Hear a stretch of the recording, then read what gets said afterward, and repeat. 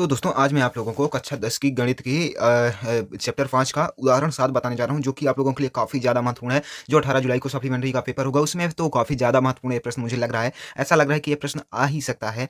80-85% ऐसा लग रहा है कि ये प्रश्न आ ही सकता है। तो मैं सोचा कि आप लोगों को ये प्रश्न बता देना चाहिए, इसका हल भी बता देना चाहिए, जिससे आप लोगों को पेपर में आए तो फिर से अच्छे से बन जाए, ठीक है? तो यही प्रश्न मैं आप लोगों को बताने वाला हूँ, तो वीडियो इंपॉर्टेंट होने वाली है, तो वीडियो को लास्ट तक ज़रूर देखना अगर अच्छे नंबरों से पास होना चाहते हैं तो।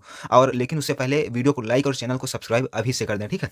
तो इसमें क्या बोला है, चलिए प्रश्न देखता हूँ। क्या बोला है, 2 अंकों वाली कितनी संख्याएँ 3 से विभाज्य हैं? मतलब ये बोल रहा है कि 2 अंकों वाली कितनी संख्याएँ 3 से विभाज्य हैं? तो 2 अंकों की संख्याएँ शुरू कहाँ से होती हैं? 10 से शुरू होती हैं और खत्म कहाँ पर होती हैं? 99 पर खत्म होती हैं। उसके बाद 3 अंक की आ जाती हैं, 100 आ जाती है 3 अंक की, और 10 से पहले 1 अंक की संख्या रहती है। तो सबसे पहले हमें ये देखना है कि 2 अंकों की इसमें कितनी संख्याएँ आ सकती हैं, ठीक है?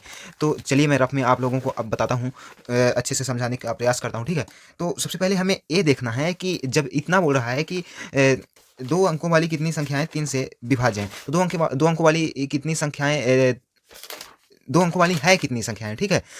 तो 2 अंकों वाली संख्याएँ शुरू कहाँ से होगी कि जो 3 से विभाज्य हैं, वो 2 संख्याएँ कहाँ से शुरू होंगी? 12 से शुरू होंगी, क्योंकि 12 ही पहले 3 से विभाज्य है। 3 चौक 12, फिर 3 पचे 15। तो 3 से विभाज्य वाली पहले मतलब 100, 10 और 100 के बीच हमें, 99 और 10 के बीच हमें संख्याएँ फाइंड करना है, जो कि 3 से विभाज्य हैं और 2 अंक वाली हैं, ठीक है? तो 3 से विभाज्य पहली संख्या 2 अंक की 12 है, ठीक है? जो कि 3 चौको 12 होती है। तो सबसे पहले लिख लेते हैं 12। फिर अगली संख्या 3 से विभाज्य है 2 अंकों वाली? 15 है। फिर अगली कौन सी संख्याएँ हैं? 3 पचे 15, 3 छक 18 है। फिर ऐसे-ऐसे जाएगी ही, और अंतिम कहाँ पर होगी? 99 पर होगी, जो कि 3 त्रिकाई 9 और 3 त्रिकाई 9 होगी। तो अंतिम कहाँ पर होगी? अंतिम 99 पर होगी, ठीक है? तो जब अब हमें एपी तो प्राप्त हो गई, अब हमें ज़्यादा दिक्कत नहीं है। अब हमें यहाँ पर एपी तो प्राप्त हो गई, समांतर श्रेणी।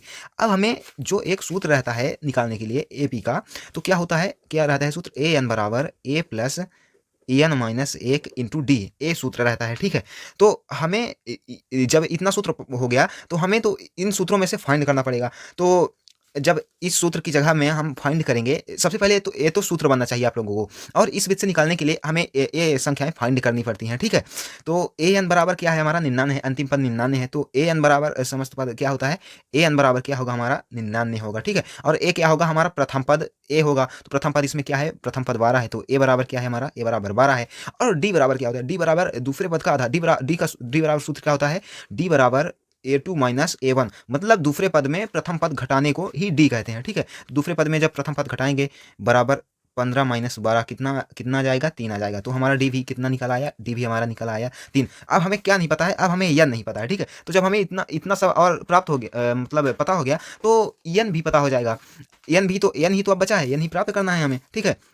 तो अब चलिए पता कर लेता हूँ। तो कैसे होगा? इस सूत्र में इन सभी मानों को रखना पड़ेगा, ठीक है? तो जब ए एन बराबर 99 है, तो ए एन बराबर हम 99 रखते हैं, ठीक है? एन बराबर 99 रख दिए, बराबर है तो बराबर कर लेते हैं। ए प्लस ए है, तो ए की जगह हमारा प्रथम पद क्या है? 12 है, तो 12 कर लिए। प्लस है तो प्लस कर लिए। अब एन ही तो नहीं पता है हमें, तो एन की जगह एन ही लिख देते हैं। माइनस 1 है तो 1 लिख देते हैं। एन माइनस 1 इंटू डी कितना है हमारा? डी 3 है, ठीक है? अब इतना कर लिए। अब इसके अब जब आगे हल करेंगे तो क्या रहेगा? इसको 99 की जगह 99 लिख लेते हैं अभी, बराबर 12। अभी हम इसको हल करेंगे, ठीक है? इस वाले को। तो जब 3 का ए गुणे में है, मान लीजिए यहाँ इंटू ही है, कोष्टक है तो इंटू ही माना जाएगा, ठीक है? तो जब 3 का गुणा मतलब एन से होगा, तो क्या हो जाएगा?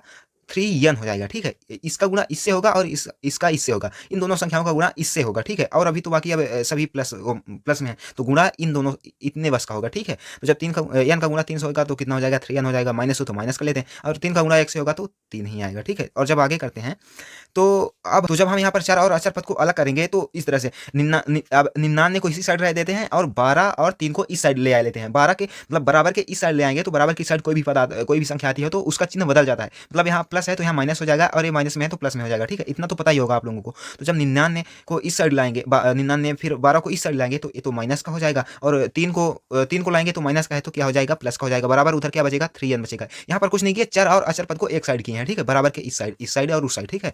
तो अब जब आगे हल करेंगे, तो 99 में 12 जाएंगे तो कितना बचेगा? 87 बचेगा। और फिर 87 में हम क्या ऐड करेंगे? 87 में हम 3 ऐड करेंगे तो कितना आएगा? 90 आएगा। यहाँ पर कुछ नहीं कर रहे हैं, बस इस 3 संख्या को जोड़ घटा रहे हैं, ठीक है?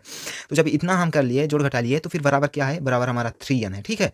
जब 3n आ गया, तो अब हमें ए बटे में है, मतलब गुणे में है, तो जब हम n का मान निकालेंगे तो 3 क्या हो जाएगा? बटे में चला जाएगा, ठीक है? तो जब हम n का मान निकालेंगे तो कितना हो जाएगा? 90/3 हो जाएगा, ठीक है? तो जब अब 90 से 3 को काटेंगे तो कितना आएगा? 30 आएगा। 3 का ही ना शून्य का शून्य हो गया। तो हमारा n बराबर कितना आ गया? n बराबर हमारा निकल आया 30 हो गया, ठीक है? तो जब n बराबर हमारा 30 निकल आया, तो देख लीजिए किताब में दूसरी तरह दिया है, किताब में थोड़ा अटपटा दिया है, लेकिन मैं सीधा-सीधा बता दिया, जिससे आप लोगों को काफ़ी ज़्यादा हेल्प होगी, काफ़ी ज़्यादा आसानी होगी, ठीक है? तो जब n बराबर हमारा 30 निकल आया, तो क्या हो जाएगा?